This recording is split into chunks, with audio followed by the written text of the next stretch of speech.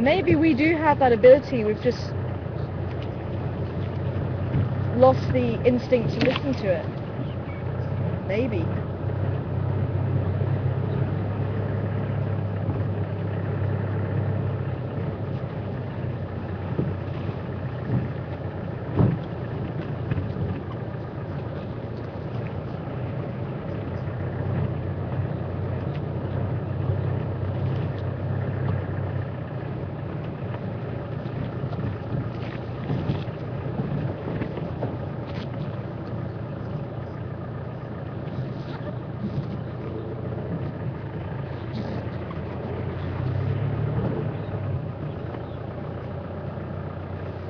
I want to show you this grass here. You're able just to have a quick look here. This is called red grass.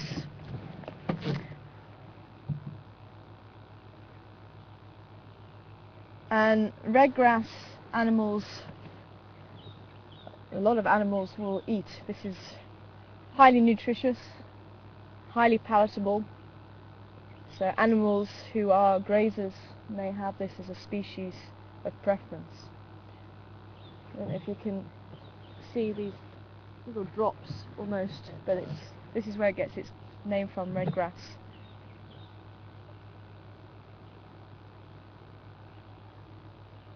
Diandra tramidia, I think it is, the Latin name. And that's how a lot of herbivores can cohabit together. If you think about the amount of species that we can see together, they don't all compete for the same food. There's many different species of grass, and unfortunately grass is not my strong point. There's a few species that I know. But if you actually got an expert in here and stood basically where we are now, they'd be able to tell you there's probably at least 5 or 10 species of grass just in this little area. And each grass either has a very high nutritional value or a low nutritional value or medium, depending on what state it's in, whether it's just a shoot or a fully grown piece of grass. But with there being many different species, different animals will utilize those different species and at different stages. And different parts of the grass too. So they're all not, even though it looks like they're all just eating grass, there's actually a very big selection going on there of which grasses to feed on. And that's how they can all cohabit in the same area. So the wildebeest and the impala and the zebra, and in other areas the hartebeest, the blesbok, different antelope, all being out on the open plain and eating different things. So it's this one here, the red grass.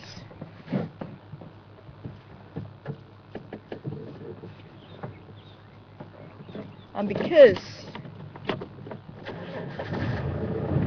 it is highly nutritious and very tasty, it is what we call a climax species. So it can only grow if there's a lot of nutrients in the soil.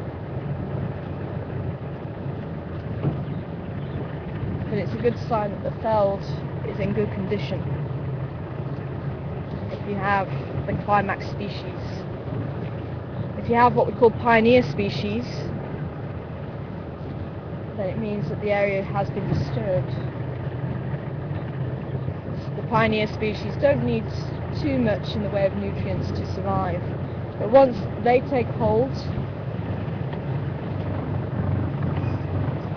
they will grow, and once they die, they will release nutrients into the soil, and it will get to the stage where there's enough nutrients in the soil for another species of grass to take over, and that's known as a subclimax species. Hey, I remembered the hole this time. Don't worry, I'll probably forget next time. Cross through the Milwaukie. It's very dry now. Sorry, little squirrel.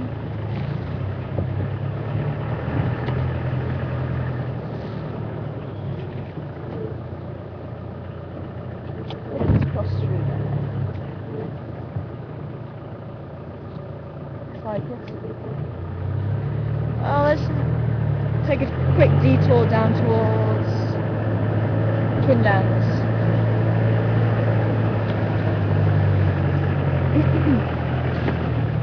So the subclimax species, the same thing will happen. It'll grow, and then when it dies, it releases the nutrients. And that's, once there's enough nutrients, that's when you get the grasses and the trees that need a lot of nutrients.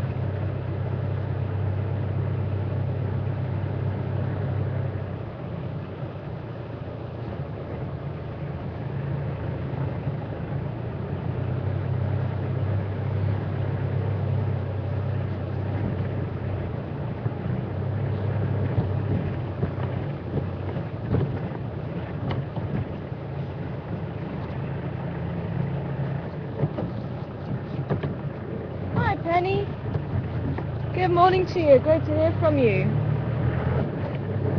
And apparently I think you're saying that it's official now that the crocodile seems to kill more people every year than hippos do. Now, if you remember, we did discuss this a little while ago, but I wasn't too sure if it's official, but I think you're saying it's official now. And the hippo has always been thought to kill more people every year than anything else, including crocodiles. And that's possibly because the remains are found. The hippo doesn't eat the person if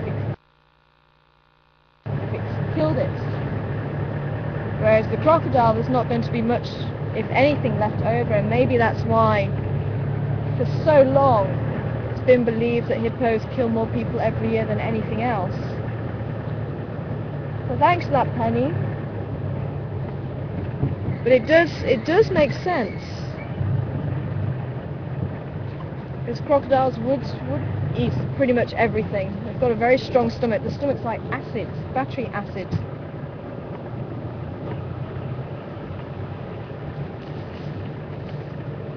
It allows them to digest every part of a body.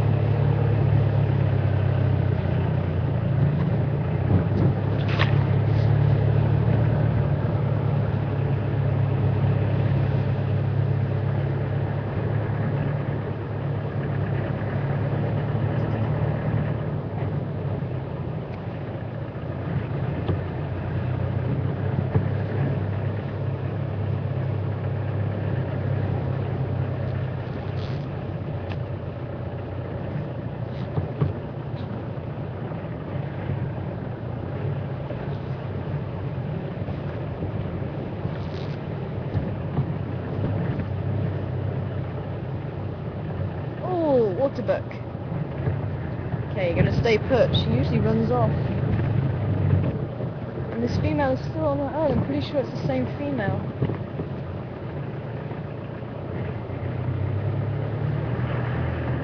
So we can get around the other side so we can see her properly.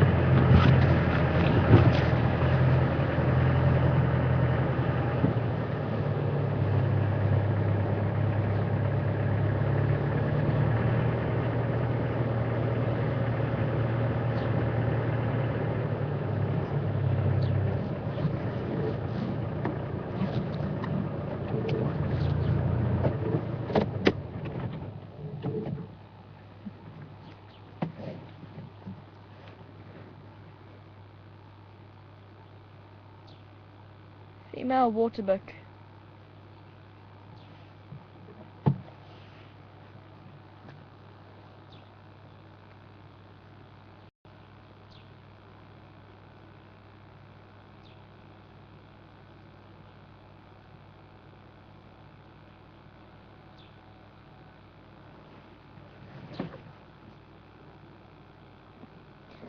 doesn't look particularly pregnant.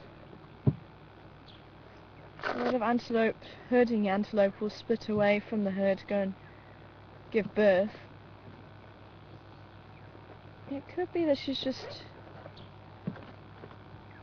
maybe lost a family, maybe she got separated and couldn't find them again. It's really difficult to say why she's on her own.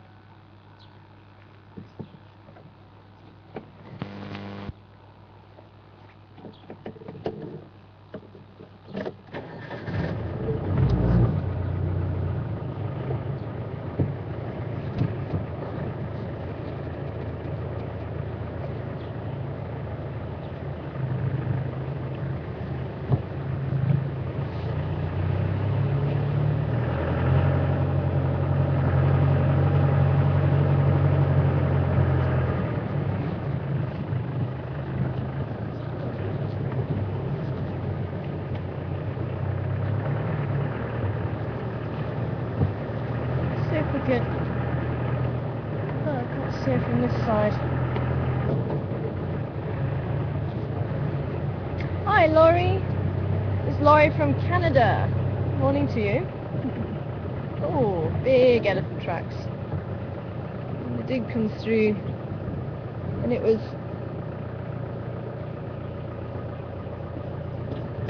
very wet. Now they're dried. Be able to see them there, to show them. They should come out quite nicely. Is that okay there, or forward a bit? There? And I wonder, sorry Laurie, I'll get to your question in a second, but I wonder if you can actually see. Can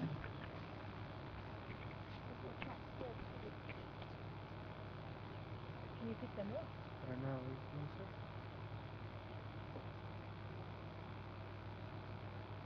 Oh, you can. Can you? Oh, no. I can put my finger there. What one you put there? Mm-hmm.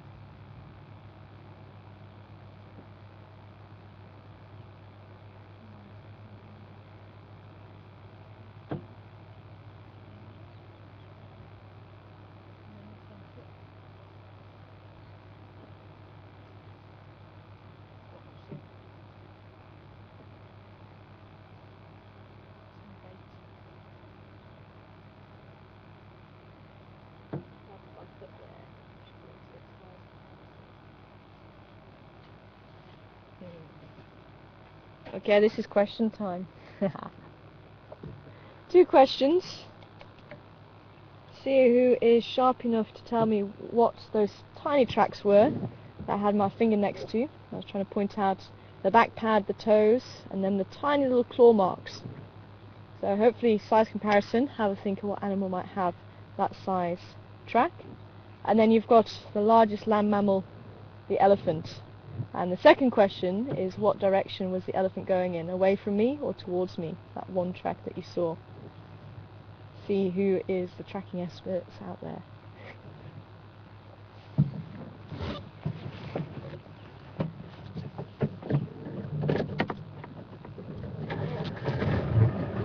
And Laurie, it's difficult to know. Ha! I wasn't quick enough, but I saw the culprit just running across the road. But let's see. We may be lucky enough to see it, but otherwise, see who is the first to get the answers right.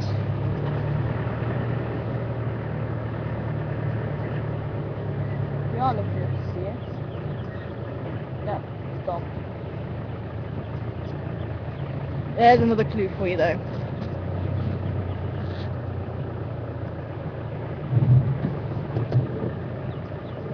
But Laurie, you're wanting to know if it's a female crocodile and when will they have their young.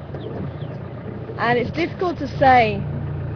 It's very difficult to tell female and male crocodiles apart, especially when they're basking in the sun like that. When they're showing behaviour, it may be a little bit easier.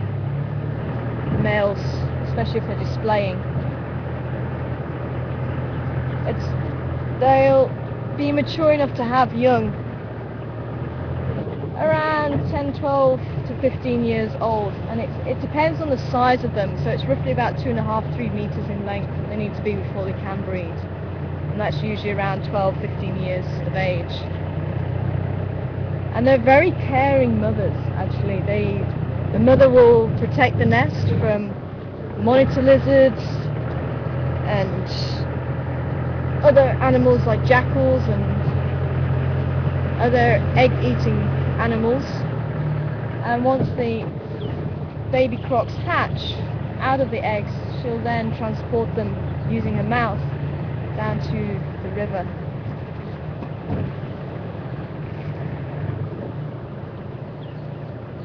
There she is. Hey, beautiful.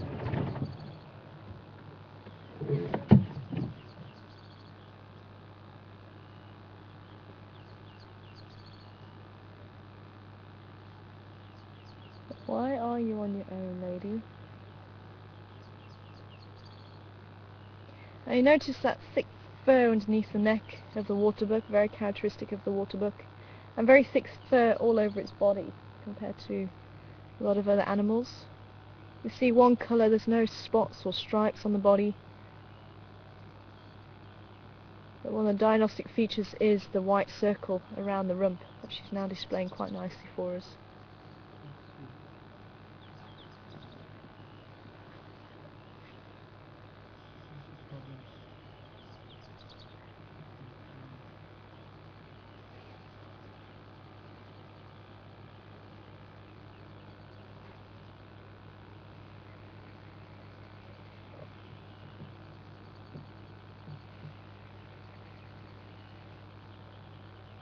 Hi Jody, and your guess is, I think, was that a serval for the track, the small track?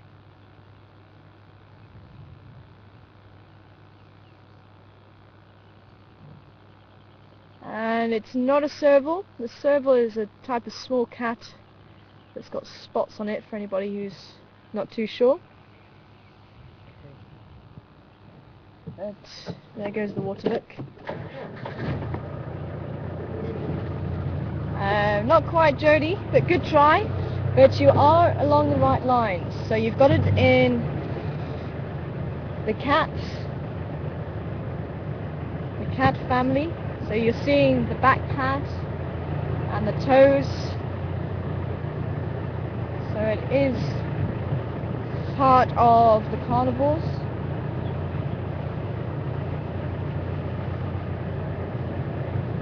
And part of the cat family.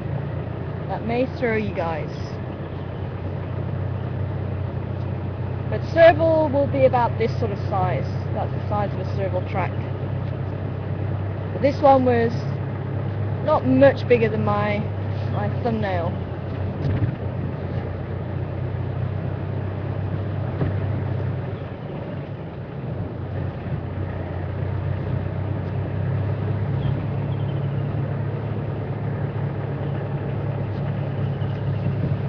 Okay, so we're going to head down towards Shabam Road.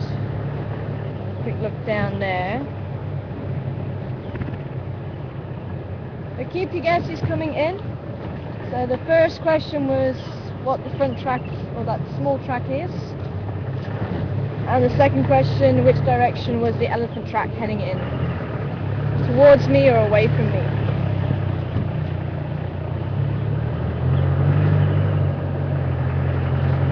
We're now standing with my foot next to it.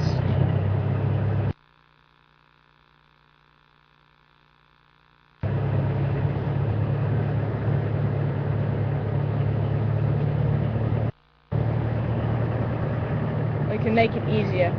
Toward from gun, you guys were sitting, so you can say towards you, away from you. Take me out the equation. Try and make it a little bit easier.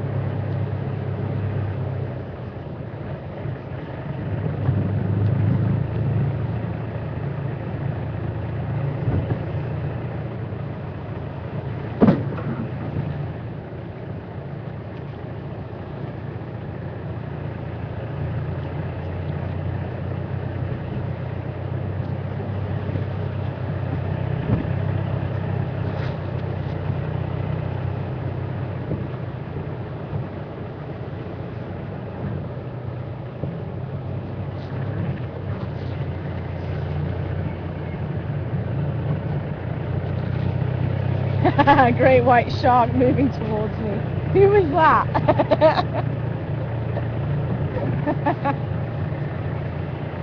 A great white shark. It actually was. Who got it right though?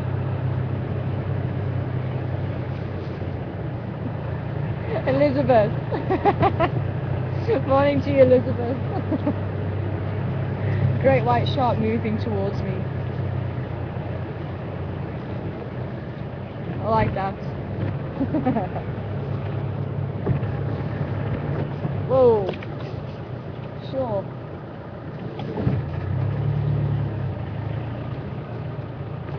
Got a very strong animal smell coming down here. Can you smell it?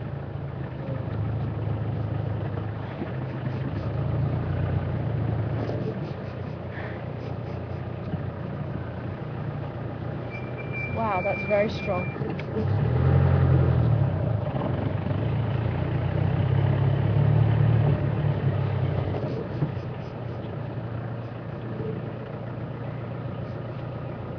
Someone's been spraying.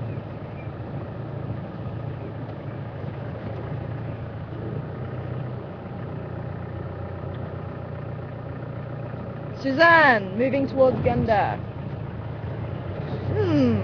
Got a mixed bag. Mixed bag.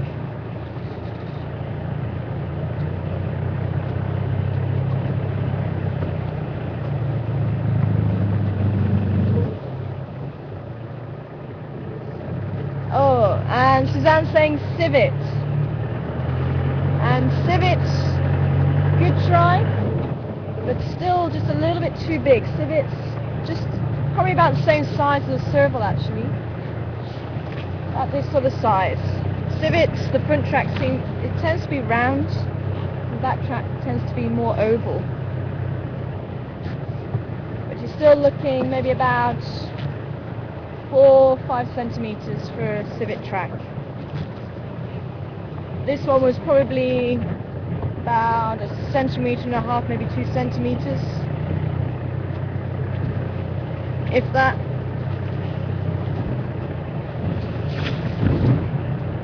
Still same right order.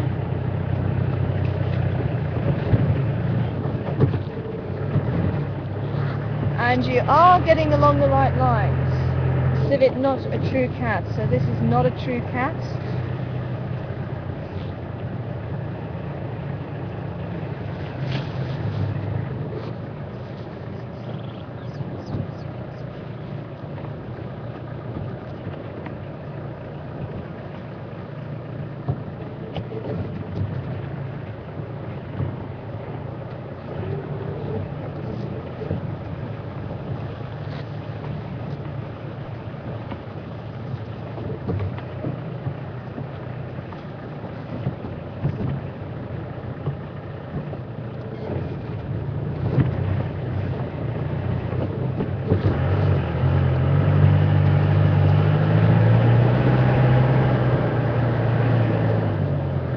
Give it a couple more minutes before I reveal the answer.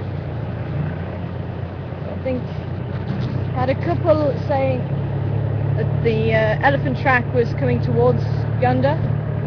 One person saying away, going towards me.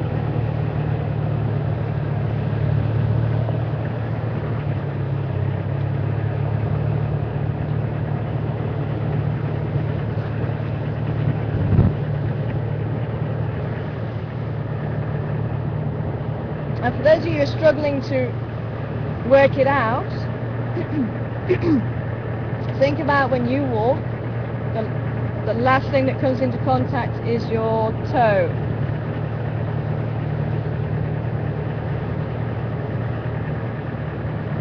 And Trina, you're the closest so far with my little track. It is a type of mongoose. And Carol's saying dwarf mongoose. Close, Carol. So we've got the mongoose. The dwarf mongoose, they live as a family and their tracks are slightly smaller than that, but you would find a lot more tracks with it. Oh, we've got a crested barbet in the road. Or we did have.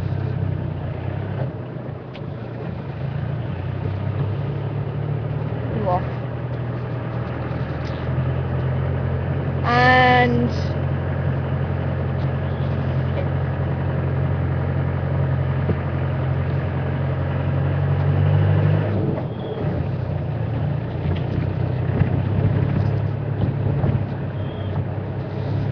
Trina and Carol, I think you got it right with the elephant track though, moving towards me, I think you were saying. And that is where it was going. It's actually going away from the Gunda towards me. So if you think about the way you walk, the last thing that comes into contact with the ground is your toes. So as you walk, your toe is the last thing to leave, and that's exactly the same for any other animal walking. So where there's a slight indent or a slight scuff, then that's the toe. And it can help you with the hoof mammals, but also with the elephants. And there was a little scuff, so you had the nice round part of the back part of the track, and at the front it was slightly pointed, where the toe had sort of been pressed in slightly and then almost dragged a little bit, and that's where we got the scuff mark. So that's the thing to look out for. So the rounded part is the back of the track, and the pointed part or the scuff is at the front of the track.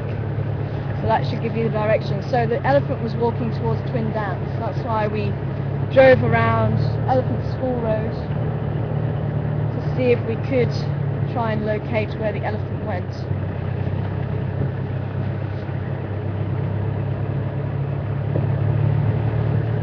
So the mongoose, Carol and Trina, the closest with the mongoose.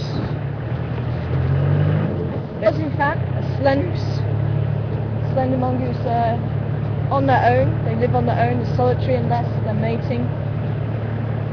Oh, hello cutie.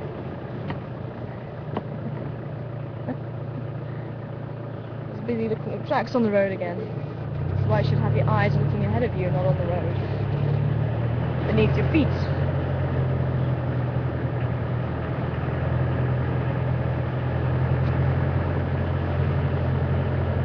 Where did he go?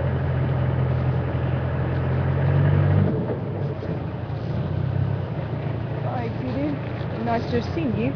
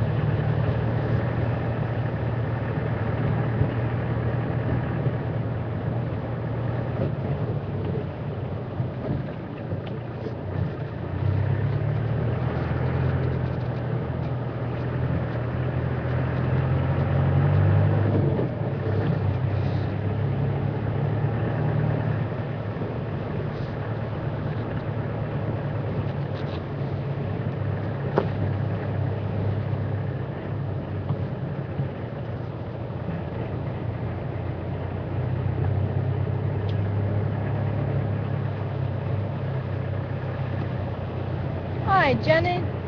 Sorry, Connie. Trying to call you Janet. Connie. Good morning to you, Connie. I think I had a knock on my head.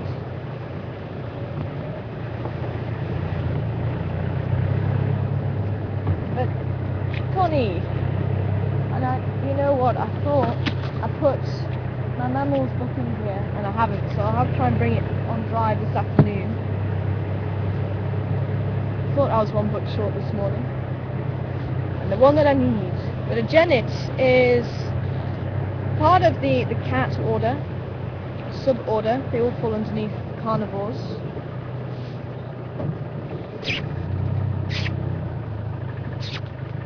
I can hear you. You're going to come out. I can park here. I saw the mongoose dart from the bush. Let's see if it's going to come out onto the road in front of us.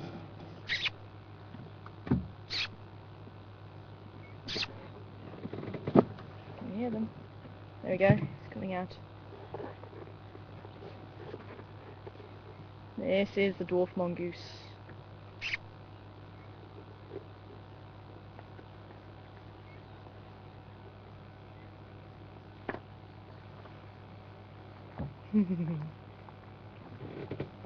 So curious. You can already see there's two there, and there's probably a few more. They can have quite large families. Oh, look at that.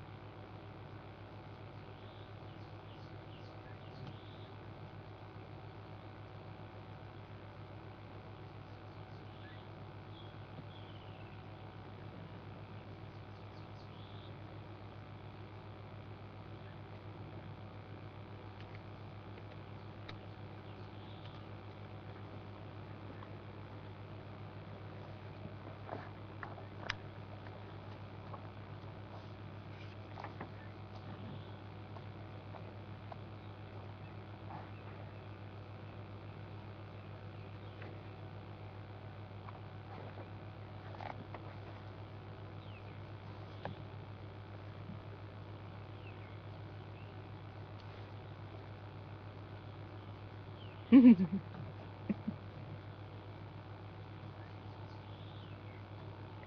the families can maybe get 15, 20, 25, even 30 sometimes. It's a very large colony of mongoose. See the two wrestling right at the back.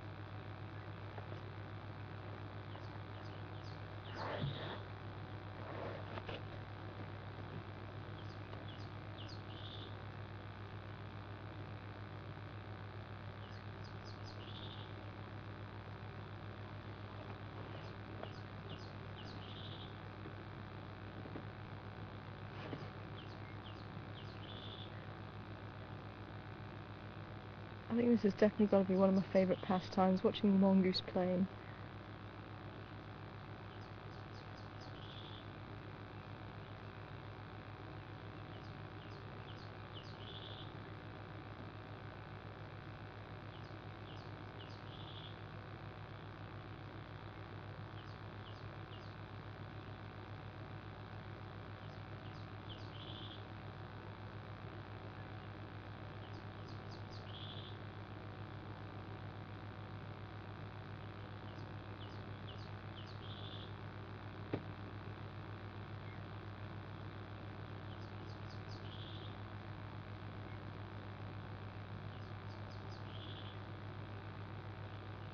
See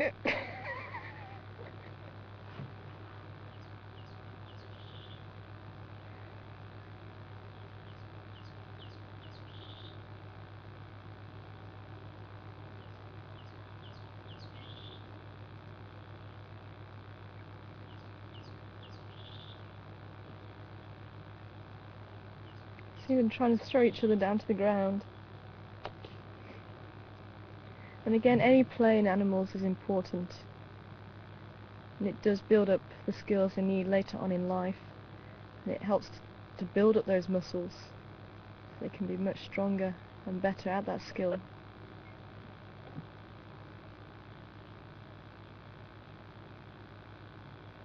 It does also strengthen the bonds, especially in a family animal. It does strengthen the bonds between the individuals.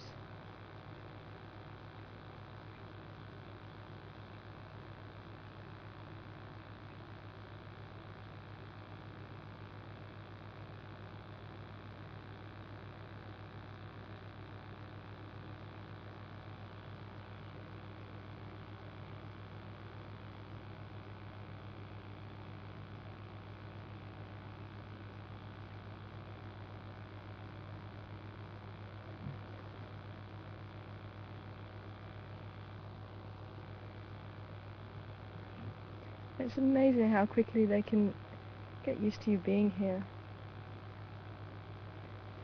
It really is amazing because they're so small and they're quite curious and quite inquisitive.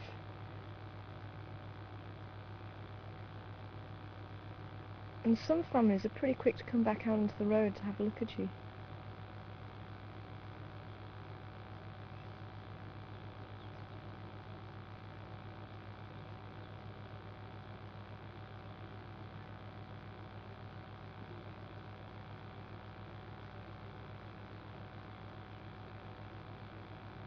No! I don't know if you saw that, but there was one chasing off the dove. It was quite funny.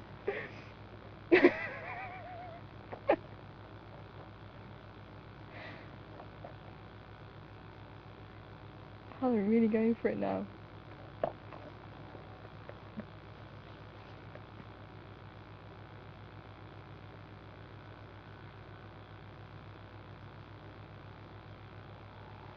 Yeah, if I can, well, they've disappeared. If I can quickly show you the track here of what we were seeing. This is the slender mongoose, and this is about the right size. I'll put my thumb down. As I said, it was about 2 centimeters, 1.5 to 2 centimeters. So that's about the right size. You can see on here, this little bar here, about the right size, about 2 centimeters. Little mongoose, the dwarf mongoose, which is what we're seeing, much smaller. So I'd actually be able to put my thumb pretty much in the print altogether. And what we were seeing was this back pad and the toes, but because it was quite thick soil, the toes were just a little bit more elongated because it was registering in that thick soil, so that the foot would have gone down a bit further, and then they were slightly pointed because of the claws. So that's how it should look, but in thick soil you may get a little bit more registering. We didn't see this back bit really too well. So that's the dwarf mongoose there, and that was the slender mongoose. And as you can see, with these dwarf mongoose in front of us, there's a lot of dwarf mongoose, and they'd all be running around together. Same with banded mongoose as well. But the fact it was on its own and that size puts it as the slender mongoose, because it is a solitary animal. Well, let's leave these little ones to us. Enjoy their fun.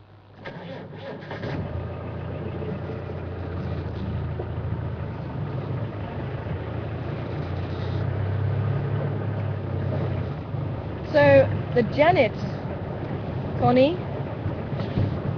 if I can put it into terms for you, the dwarf mongoose would probably be from about this point here to the body about there. It's quite a small animal. Genet, the body would be from here probably to about here. It's about the size of a cat. That's not including the tails on those animals, just the body length. It's about the same size as the cat for a genet. Very long tail. About the same length as his body. And then some. Quite a long pointed nose. A nocturnal animal. Genet stands probably about that high. Again, about the same height as a domestic cat. Maybe like Siamese, like that. Maybe something a little bit low to the ground.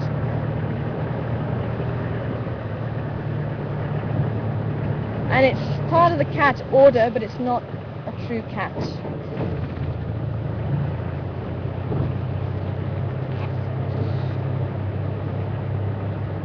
Same as the mongoose, they're part of the cat order, but they're not a true cat. Try on the west. Oh, there's a kudu. There's another kudu there. Oh, there's a couple of kudu there. Let's go for those kudu instead. And that loud call is from a crested francolin.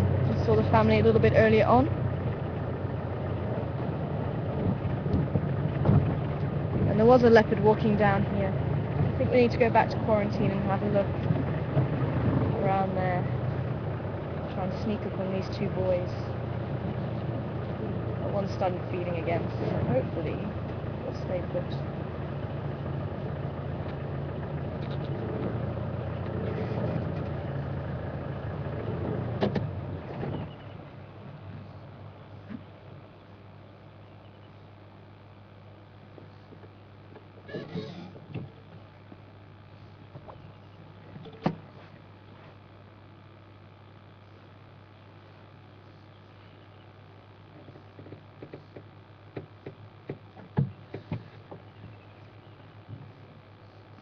Definitely one of my favourite antelopes, the kudu. There's a young male, probably about 2 years old, stood right on top of the mound. And a slightly older male underneath. See, the horns are just a little bit longer.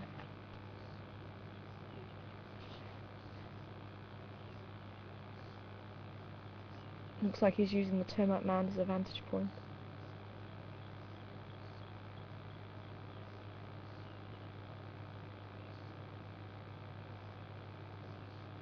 You might be able to see they don't have as long a fur as that of the waterbuck. They still have the hair underneath the neck. And as the males get older, that beautiful silver mane down the back.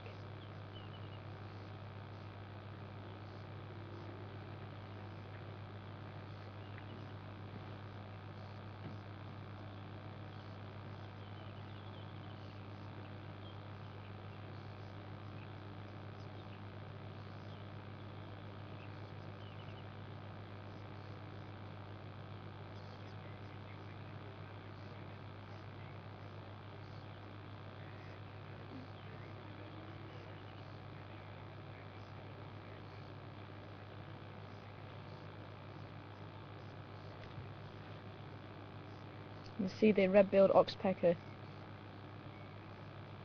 flying between the two.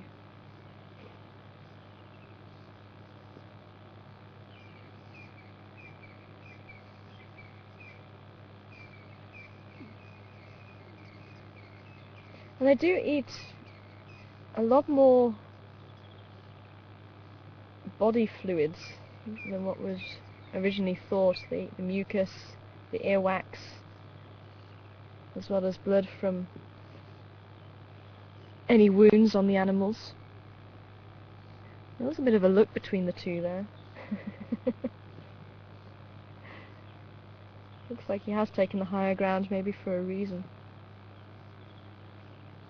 Although he does look much smaller than this male, and they wouldn't really be at that age where they'd be fighting for dominance at the moment, but probably have started.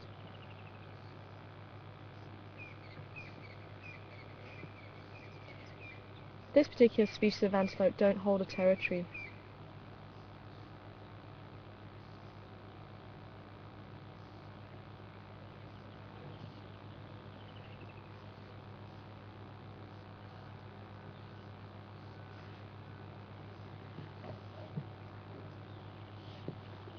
See if we can get a little bit closer. They seem to be quite relaxed.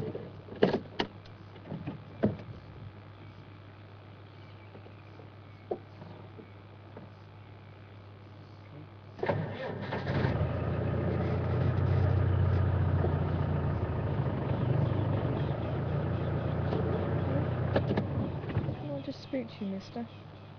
I wonder if they saw something. He looked over his shoulder and he looked that way before running off.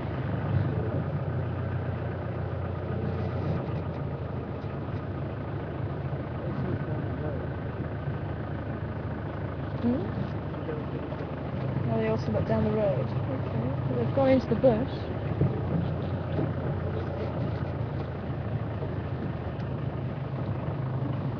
And hi, Vicky.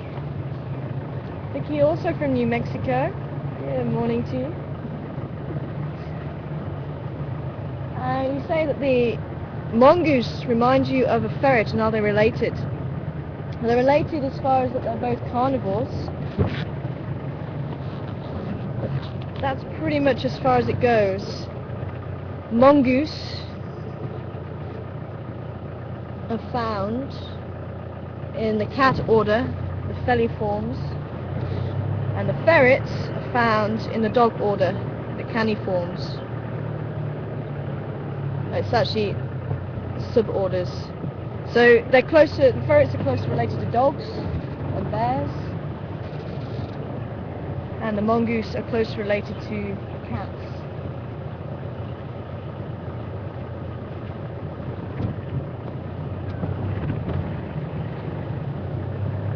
The ferrets are a type of mustelid, and that includes the weasels and the badgers. And it used to include the skunks up until a few years ago, I think, it changed. The skunks are now in a family on their own. The Filidae, I think, is the skunk family. The mustelids all have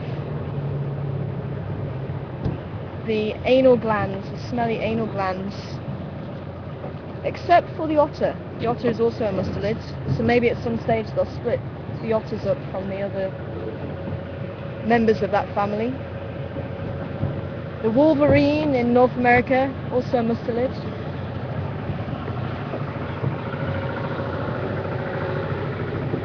Largest mustelid in the family.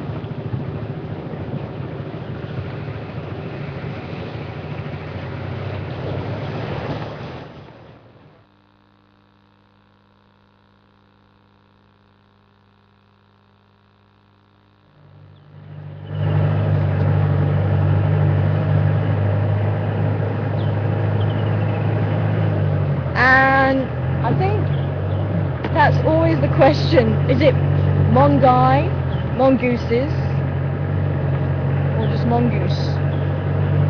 I don't think I've ever found the technical name for it, a group. I think it is mongooses.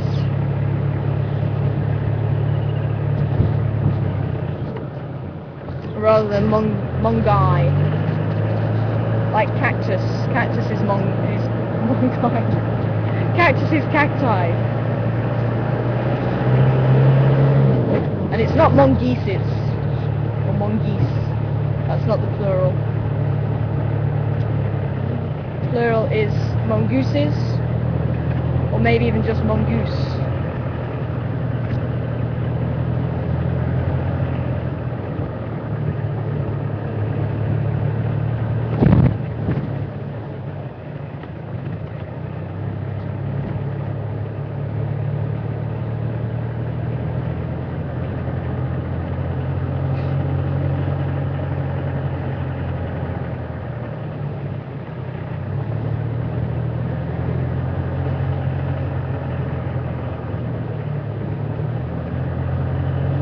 Hi, Suzanne. And this time you'd like to know, or is this a different Suzanne? could be a different Suzanne. I'll say welcome anyway. Just in case it is. But does any other animal apart from cats and rhinos mark the territory? And do they mark it for anything other than... Ah, it is the same Suzanne. Oh, welcome twice to you. Okay, Batelier. Are you seeing something?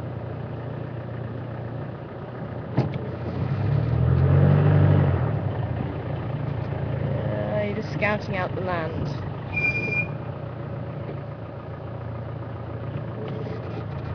Flying too far over to see it on camera, unfortunately.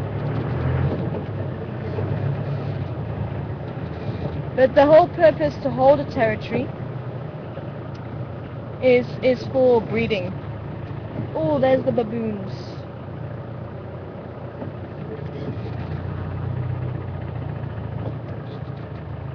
Okay, I'm going to see if we can just drive a little bit closer here. It's usually for territorial purposes, for breeding, so that's why it will be defended. Oh, and here is the rest of the family. Nice. And there is little baby. Evelyn, I think Graham's named it. And the wildebeest in the background. And antelope will mark territory during the breeding season, and outside the breeding season, that's when they tend to leave the territories again. Baboons territorial, but again that's for raising the family in. And animals can have a territory and then have a much wider home range, so the territory being defended at certain times of the year, and then they can move beyond that territory at other times of the year to go and find food.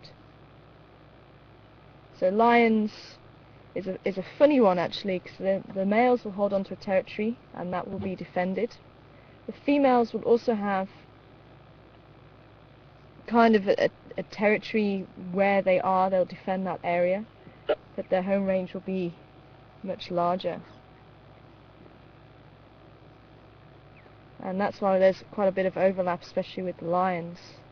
We have quite a lot of overlap with the sticks and the Nkahuma pride especially, but other females do wander in and out of here sometimes.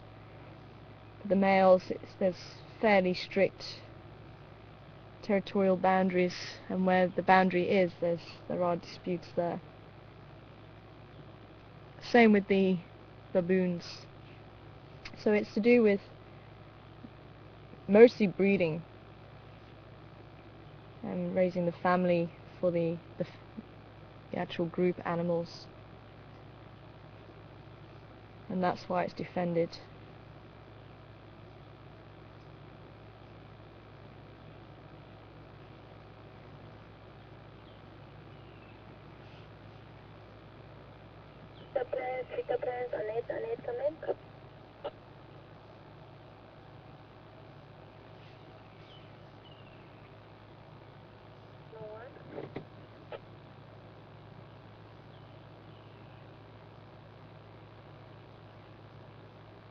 It's great to see the Gowrie gang, and they are looking a lot more relaxed than in the last couple of weeks, and even Elby looks to be a little bit more relaxed after losing her baby.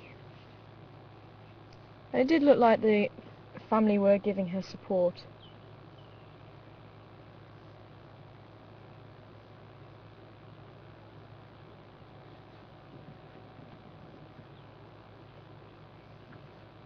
Should we maybe see if we can drive just a little bit closer? The other bits are coming this way a little bit too.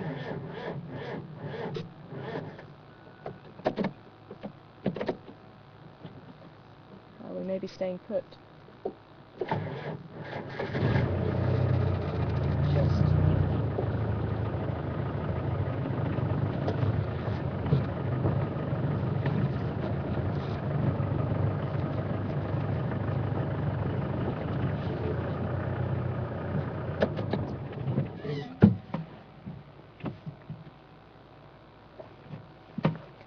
One, two, three, four, five. Seeing 5 babies. Baby wildebeest.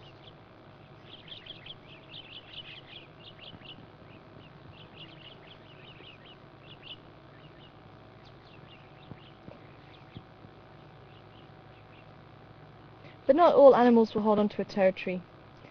Elephants, giraffes, the kudu that we saw a little bit earlier don't hold on to a territory.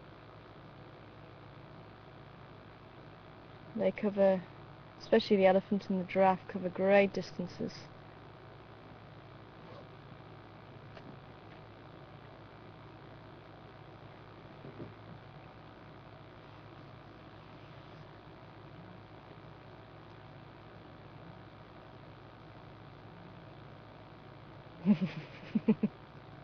Little Huey there.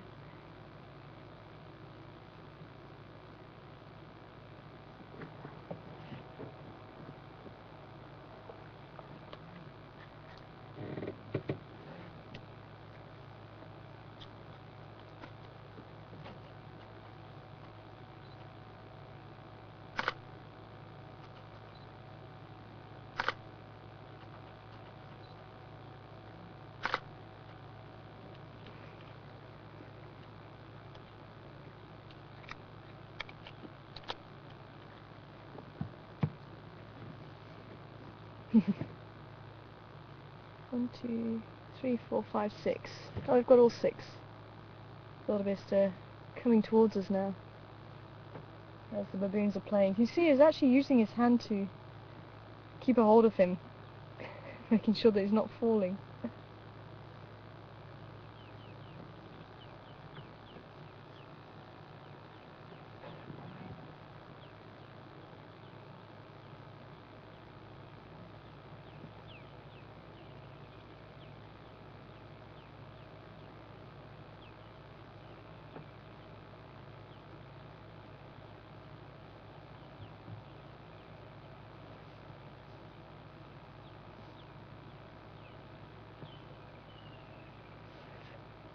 Even the youngest wildebeest has started to grow horns now.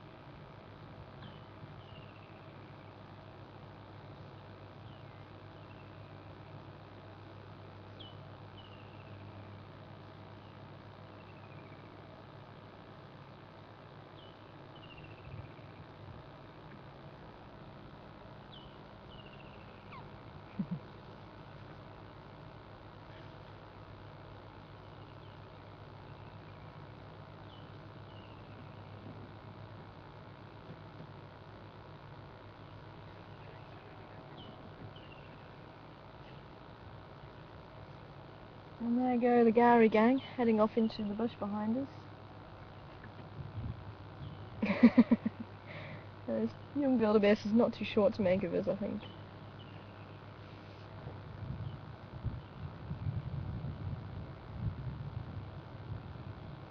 This is probably the closest that these wildebeest have come to us.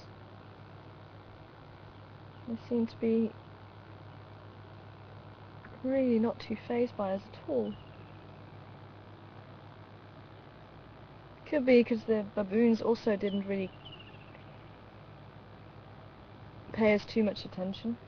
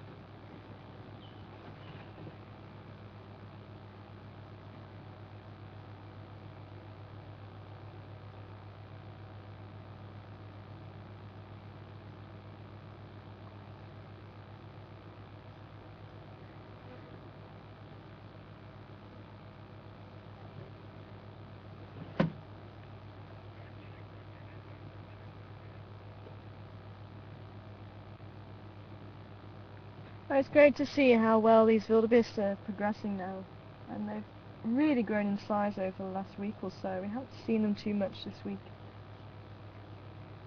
It does make you appreciate how fast they do grow when you don't see them.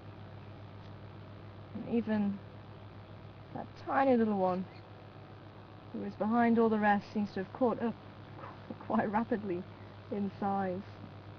So thank you very much for joining us here on Wild Earth, and thank you very much for all the questions. It's been great fun this morning, and hopefully we'll have some luck with some more animals this afternoon and some more wonderful things from the African bush.